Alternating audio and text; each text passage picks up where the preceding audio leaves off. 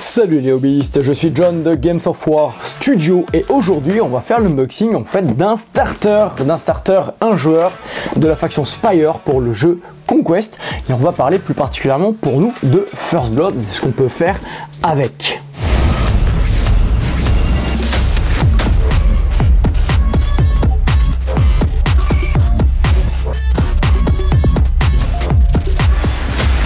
Donc on se retrouve les hobbyistes pour parler de Conquest une nouvelle fois sur la chaîne. Conquest c'est un jeu qu'on aime bien, alors plus la partie escarmouche que la partie jeu régimentaire, parce qu'en fait Conquest c'est un jeu avec lequel vous pouvez jouer à deux formats différents. Un format régimentaire, un jeu de flanking, un petit peu à la King of War et autres avec ses propres particularités, et First Blood, un jeu d'escarmouche, et nous on adore la version escarmouche.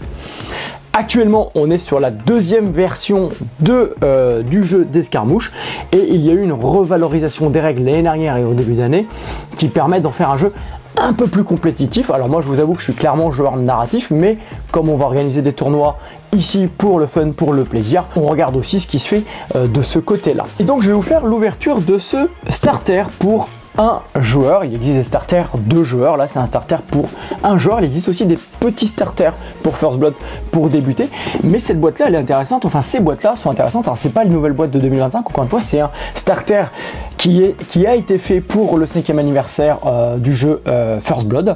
On appelait ça les starters superchargés parce que grosso modo vous aviez à peu près le double du prix de figurines à l'intérieur pour approximativement 150-160 balles en fonction de l'endroit où vous l'achetez. Je l'ai vu jusqu'à 200 balles, mais ne l'achetez pas à 200 balles parce qu'actuellement il est plutôt autour de 150-160 sur la plupart des boutiques. Voilà, et donc là on est sur le starter Spires. Pourquoi Spires? Parce que c'est l'une des 2 premières factions que j'ai joué. C'est d'ailleurs la première faction que j'ai joué. Le jeu m'avait fait craquer pour les World Runes et leurs dinosaures à l'origine, mais j'ai eu la boîte de base où il y avait les anciens Sans Royaume et les anciens Spires dedans. D'ailleurs dont la qualité n'est pas terrible et on va en parler parce qu'on va voir aussi la qualité de ces figurines à l'heure actuelle grâce à cette boîte.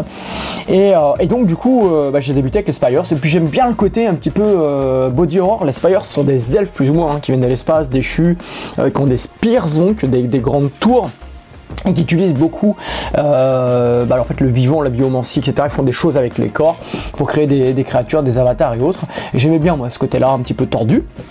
Et à côté de ça, je jouais World Rune et aujourd'hui je joue plein d'autres factions, j'en ai pas mal d'autres parce que je me suis pris au jeu. Et donc je voulais compléter ma faction de Spire avec ces boîtes-là parce qu'elle en vaut vraiment le coup. À savoir que j'ai eu cette boîte grâce à Ben de Gork Factory. N'oubliez pas que nous sommes partenaires, vous pouvez obtenir 5% sur sa boutique avec le code de GWS.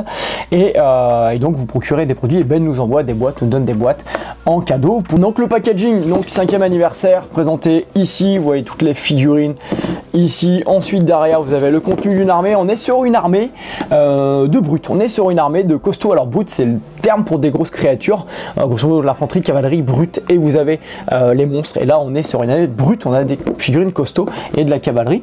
Et donc voilà, donc vous avez une armée vraiment stylisée. Il y a un choix, il y a une orientation dans cette armée là. À la base c'est fait pour The Last Argument, donc pour le jeu régimentaire, mais elle est hyper intéressante pour First Blood. D'ailleurs comme c'est écrit ici, il y a écrit Conquest, donc là pour le jeu régimentaire, et Conquest First Blood, il y a écrit une seule collection pour 2 jeux.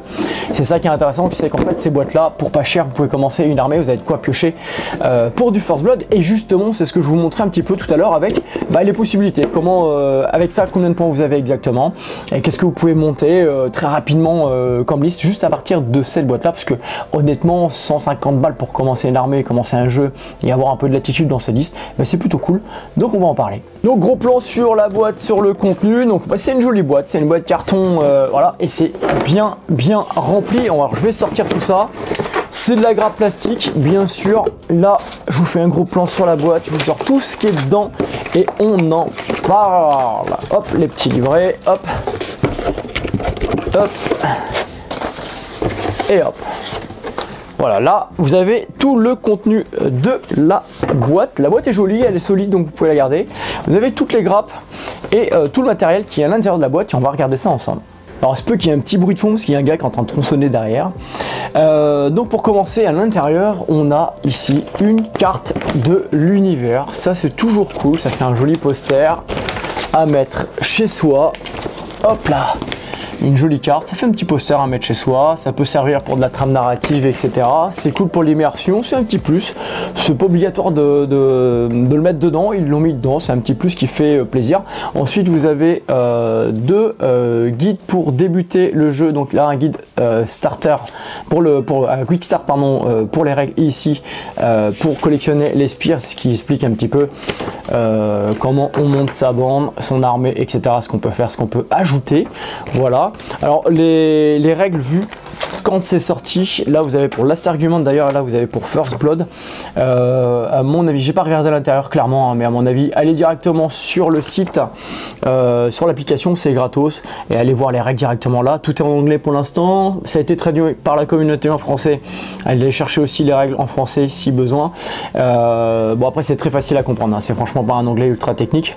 Et voilà pourquoi, parce que ces petits bouquins, je pense qu'ils sont un peu obsolètes, hein, donc à mettre de côté, allez voir sur l'appli. Ensuite vous avez une notice de montage, donc complète pour toute l'armée.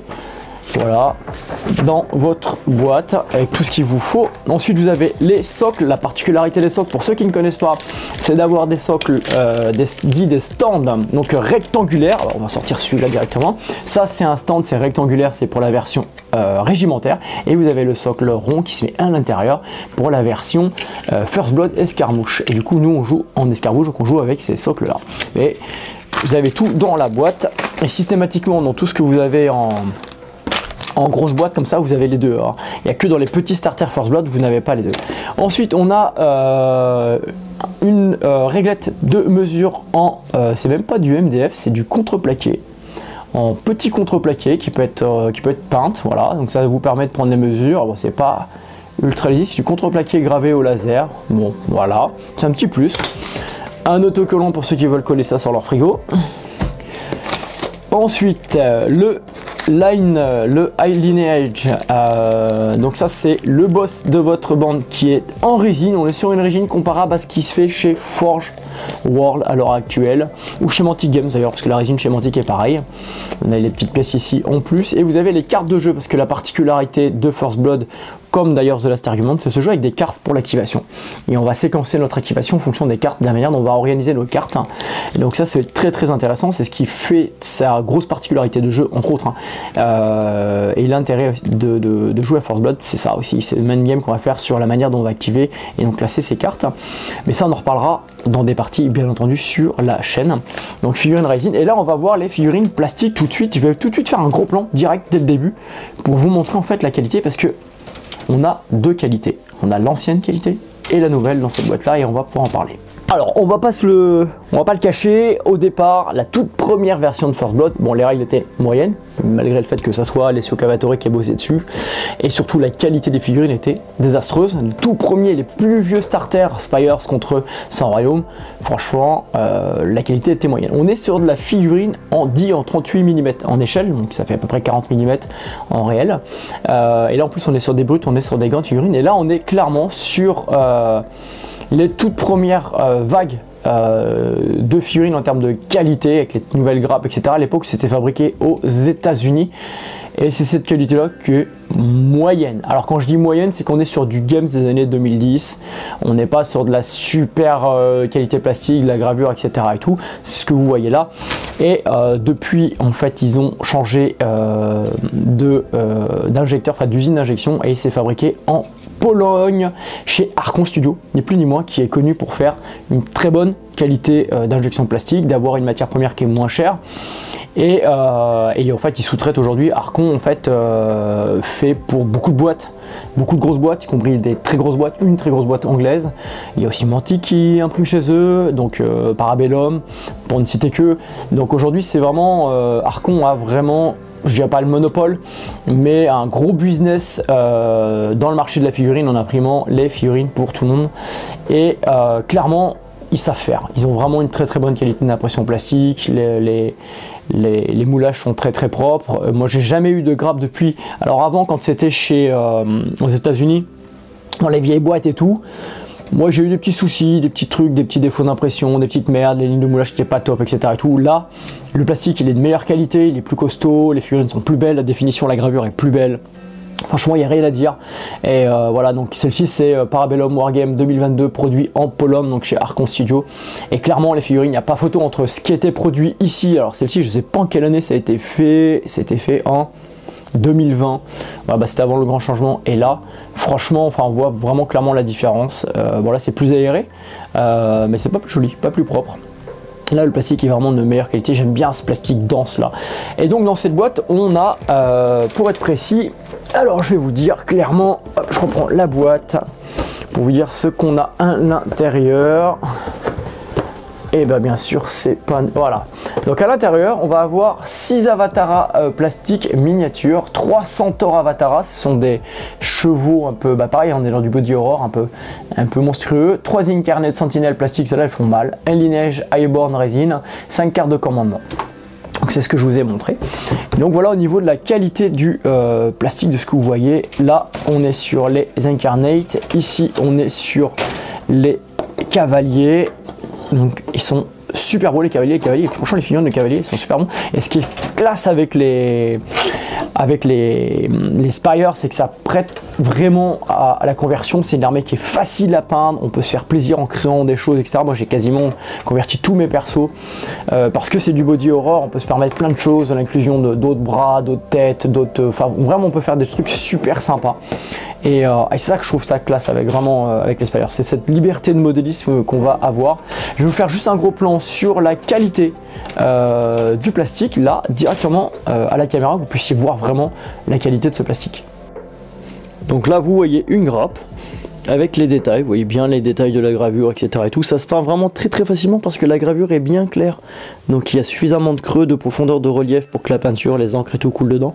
Donc il n'y a pas de difficulté à peindre ce genre de figurine. Voilà, à présent je vous propose en fait de se retrouver autour tout simplement du builder pour voir un peu ce qu'on peut faire avec en First Blood, à combien de points on joue, combien de points exactement on a dans la boîte et qu'est-ce qu'on peut faire, moduler ou acheter pour pouvoir se faire une petite bande sympa. Donc voilà, une fois qu'on va sur le builder, les liens sont dans la description. Donc on va dans la partie First Blood et on va dans Prepare for War. Donc en fait on se prépare pour la guerre et là on peut faire sa petite liste. Et donc après on rajoute les personnages. En premier on rajoute son Character Regiment, donc le chef en fait grosso modo de votre bande, ce que j'ai fait, Lineage Highborn. Et après j'ai rajouté toutes les unités qu'on a dans la boîte, donc 3 Centaur Avatara plus 3 Centaur Avatara puisqu'on en a 6 au total. Chaque fois j'ai rajouté un leader et un porte-bannière, c'est gratuit. Ensuite les 3 Incarnate Sentinelles. Ensuite 3 Avatara, donc pareil avec porte-bannière et leader. Et ensuite les 3 derniers Avatara, ce qui nous fait 1690 points au 10 janvier 2025 au moment où je tourne cette vidéo. Donc voilà, grosso modo on a 1690 points à poil pour jouer First Blood, en sachant que j'ai rajouté aucune option sur mon personnage de base, hein. J'ai juste tout rentré directement tel quel, ça vous donne un ordre d'idée de ce qu'on a. Donc comme on joue en 1000 points dans cette nouvelle version de First Blood, on a largement de quoi monter donc sa petite bande tranquille, de moduler en fonction de l'équipement, du nombre de figurines, etc. que vous voulez mettre, et ça c'est plutôt cool. Donc ensuite, le format de base étant 1000 points, je vais vous rentrer une liste en fait tout simplement avec ce qu'il y a dans la boîte en 1000 points tout rond. Donc forcément le boss, le chef, le Character Regiment, c'est le Lineage Highborn obligatoirement, on n'en a pas d'autres dans la boîte. Et je lui ai rajouté en fait 2 mutations, Redundant Internal Structure et Insulate Synaptic Pathway, donc ce qui permet d'augmenter un petit peu le prix des personnages. Je rajoute pas The Perfect Tool là du coup, parce que comme ça on n'a pas besoin de racheter une figurine qui n'est pas dans la boîte.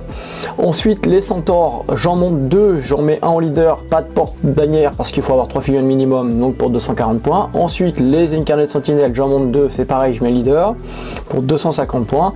Les Avatara, j'en monte 2, 210 points et un leader, pas de bannière non plus, et un Avatara en leader 1 et pas de bannière non plus puisqu'il faut 3 figurines. Et donc au final en fait ça fait 2, 4, 6, 8 et 9 figurines avec cette boîte là, et on est sur une liste tout rond pardon, à 1000 points avec cette boîte là, et ça vous permet de jouer tout de suite. Alors c'est pas forcément une liste ultra opti, on est d'accord, mais ça permet de s'éclater rapidement juste avec ces 6 figurines avec cette boîte là. Et donc on continue avec une liste pour monter à 2000 points, puisqu'on était à 1690, voilà. Et moi je vous propose en fait de continuer de jouer dans la bestialité, et on ajoute simplement un monstre, une abomination, parce qu'elle est terrible, en plus la nouvelle est vachement jolie. Donc du coup on reste sur le lineage Highborn, on n'a pas le choix, on change pas. On lui rajoute juste Adaptative, Evolution et Biotic Hive en mutation qui rajoute un petit peu de points, ça le fait monter à 110 points. Ensuite, les centaures, toujours par 3. On n'oublie pas de rajouter le leader et l'étendard. Pareil pour la deuxième unité de centaure. L'Incarnate Sentinel, on n'en met que 2, donc un leader. Avatara par 3. Avatara par 3. Toujours avec le leader et la bannière pour les 2 unités. Et on rajoute l'abomination à 360 points pour avoir un monstre et se faire plaisir sur la table. Et là, on peut faire des trucs bien vilains. Voilà, donc là, ça fait une petite liste à 200 balles. Et l'abomination, je crois qu'elle est pas super chère. Je crois d'ailleurs que chez Gork Factory, elle a 45 € en promo, l'ancienne version, et la petite nouvelle, je sais plus, autour de 100 balles. Bah, ça permet d'avoir un gros monstre dans sa liste et de s'éclater dès le début en jouant bestialement. Voilà les hobbies, c'est fini pour cette petite vidéo. Bah, c'est plus un prétexte pour réintroduire Conquest sur la chaîne, ni plus ni moins, surtout qu'en ce moment on se penche pas mal dessus, notamment pour la préparation des tournois au Centre-Vie. On vous en reparlera très bientôt. Si vous avez aimé ce type de format, n'hésitez pas à le dire dans les commentaires. N'hésitez pas à donner votre avis aussi sur ce type de boîte là, ce que vous en pensez, de la qualité, de ce que ça propose, du combo qui est proposé à l'intérieur, de la liste d'armées qui est proposée finalement à l'intérieur. Alors moi j'ai parlé de First Blood parce que je ne joue pas à Last Argument, je joue uniquement au jeu d'escarmouche, c'est mon petit préféré, c'est mon petit chouchou. Voilà, donc je vous ai proposé plusieurs listes, pas forcément encore une fois des listes opti, mais des listes pour démarrer, pour s'éclater, pour s'amuser, et avec cette boîte là, et à moindre coût en matière d'investissement, puisque là on pourrait rajouter qu'une abomination à 45 balles, et on a une borne qui tabasse bien, qui fait bien mal avec des gros monstres. C'est tout pour aujourd'hui, n'hésitez pas encore une fois à liker si vous avez aimé cette vidéo, à partager, à vous abonner si ce n'est pas déjà fait. Si vous voulez nous soutenir, allez dans les liens en description, vous avez plusieurs possibilités. Et en attendant, je vous dis à bientôt les hobbyistes.